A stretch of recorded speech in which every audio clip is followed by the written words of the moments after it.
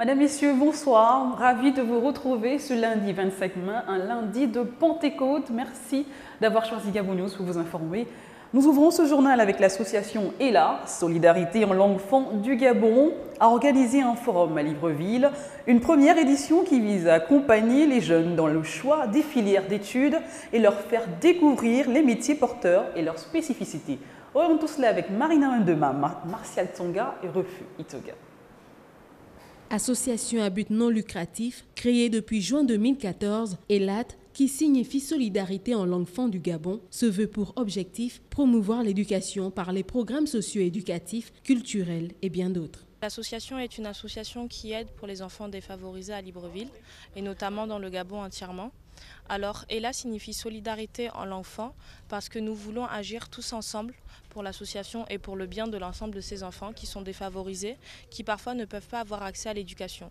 Donc notre but premier est d'aider l'ensemble de ces enfants dans l'éducation, pour la promotion de l'éducation au Gabon, mais notamment aussi dans l'ensemble de l'Afrique parce qu'on espère que notre mouvement va motiver d'autres jeunes. Pour la présidente de l'association, ELAT vient en aide aux enfants défavorisés dans l'optique de les accompagner tout au long de leur parcours scolaire. Dans la création d'infrastructures, ces infrastructures-là qui permettront de développer donc, des aides pour ces enfants-là, des ateliers d'accompagnement. Donc qu'est-ce qu'on entend par programme socio-éducatif? Avant de mettre un programme socio-éducatif en place, il faut qu'on établisse une fiche de suivi par enfant, donc pour avoir et pour savoir donc, le besoin des enfants. Élan de solidarité oblige, le partage au cœur de l'action de l'association. Elle estime que l'humanité de l'homme se révèle dans le partage, car il y a de la honte à être heureux tout seul. Les enseignants des universités et des écoles supérieures du Gabon ont tenu une assemblée générale ce samedi à Agondje dans la commune d'Akanda. Il était question pour eux de faire le point sur la construction de 350 logements. Marvin Beril, Martial Tsonga et Refu Itsuga nous donnent plus de détails. Regardez. Ils sont tous enseignants dans les universités et écoles supérieures du Gabon. Ils sont affiliés à la SCI, Société Civile Immobilière. Ils sont tous ici en Assemblée Générale pour faire le point des 350 logements prévus pour les enseignants. Il est prévu 350 logements. Et c'est la raison pour laquelle, malgré tout ce qui se dit sur la subvention, c'est grâce à la subvention du président de la République, Feu Omar Bongo déjà, et qui s'est poursuivi avec le ministre Mundunga, que vous avez pu voir ce que vous voyez aujourd'hui. Ce sont ces logements qui seront remis à ces enseignants. À ces lieux, les maçons et bien d'autres manœuvres sont à la tâche. Jean-Rémy Yama, un des gérants de la Société Civile Immobilière, a tenu à mettre en lumière la situation relative à la Cour des comptes. La Cour des comptes a le droit de vérifier si l'argent public a été bien utilisé. Ça, c'est tout à fait normal. Mais elle n'a pas le droit de contrôler le fonctionnement de notre société. C'est ce que nos juristes nous ont dit. Et d'ailleurs, un cabinet a été mis en place dans ce sens. Et logiquement, surtout qu'il s'agit d'une aide ponctuelle pour un projet précis, le bon sens aurait voulu que le gouvernement envoie des experts pour vérifier si ce qui a été réalisé a été correctement réalisé et si l'expertise montre si ça a coûté autant d'argent qu'ils ont donné. Les enseignants membres de la Société Civile Immobilière ont unanimement renouvelé leur confiance à la gestion de leur gérant principal. Jean-Rémy Yama a été plébiscité par ses pairs. Les 29 logements sont déjà livrés et certains habités. Cap à présent au Maroc, où le groupe de l'Office chérifien des phosphates OCP a organisé à Marrakech les assises du 3e symposium international et la technologie dans l'industrie des phosphates sous le thème « L'innovation au service d'une agriculture durable ». Plusieurs personnalités du monde étaient attendues à cet événement. Le point avec Kenny Ongori.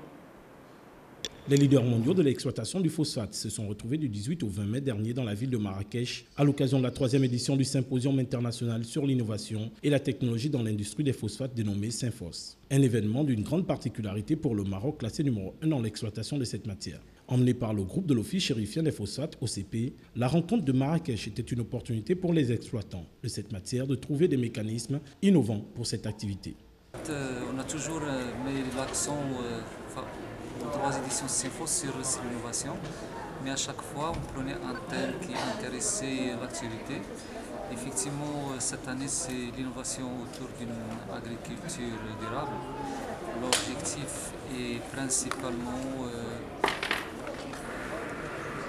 avoir discuté avec les experts, les industriels à travers le monde sur les technologies de l'innovation, comment utiliser les procédés et entre autres comment développer de nouveaux produits parce qu'aujourd'hui les demandes commencent de plus en plus à devenir spécifiques. Il faut une qualité de sol particulière, donc pour cette qualité de sol, il faut des engrais particuliers. Et là, si vous voulez, dans le domaine que ce soit dans le domaine de la R&D ou même dans le domaine industriel, l'OCP est en train de développer un certain nombre de produits pour l'Afrique et essentiellement pour l'Afrique. Le Synfos est un événement à vocation scientifique et technologique. À cet égard, la nouvelle édition du Synfos a pour objectif de mettre à l'honneur l'innovation dans les diverses branches et filières de l'industrie du phosphate. Ainsi, cette manifestation biennale se positionne comme un carrefour des rencontres et d'échanges entre les principaux acteurs internationaux de l'industrie des phosphates et dérivés.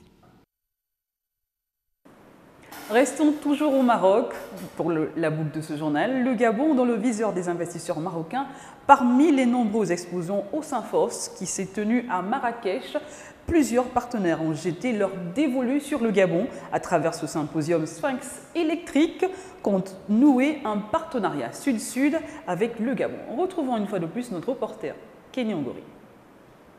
Au nom de l'entreprise présente au Synfos 2015 qui s'est tenue à Marrakech du 18 au 20 mai dernier, il y a Sphinx Électrique, une structure spécialisée dans le secteur de l'électricité et le bâtiment industriel, venue apporter sa contribution et son savoir-faire à ce rendez-vous. Nous sommes présents ici pour la première fois en tant qu'exposants. C'est un secteur qui se développe activement au Maroc et à l'international. Nous sommes ici auprès de l'OCP, auprès des autres partenaires, justement au niveau de solutions d'électricité et d'automatisme industriel. Électrique a toujours proposé des solutions innovantes dans le système contre-commande, l'automatisation des installations. Ceci apporte une grande souplesse au niveau d'exploitation et un suivi très précis des installations. Conscient du potentiel que regorge l'Afrique, cette structure vise à s'implanter sur le continent, principalement au Gabon, à travers un projet de partenariat sud-sud. Conscient de l'intérêt que peut apporter la coopération sud-sud, dans ce sens, le Maroc et le Gabon ont déjà franchi le pas. Nous sommes très moteurs là-dessus. Nous avons déjà effectué une première visite au Gabon au mois d'octobre de l'année 2014. Nous sommes actuellement en phase prospection active. Notre objectif, c'est courant 2015, nous puissions avoir un premier projet qui va nous permettre peut-être d'ouvrir une petite agence courant 2016. Notre volonté, c'est de développer notre activité au Gabon par une agence locale avec des compétences locales. Ce symposium était une opportunité pour les responsables de plusieurs structures et partenaires au développement, une occasion véritable de nouer un partenariat sud-sud plus que jamais gagnant-gagnant. Le Gabon serait donc une terre cible pour les investisseurs marocains. Voilà, c'est tout pour ce soir. Merci d'avoir regardé ce journal. Vous pouvez le revoir sur les www.gabonews.com. À très bientôt. Au revoir.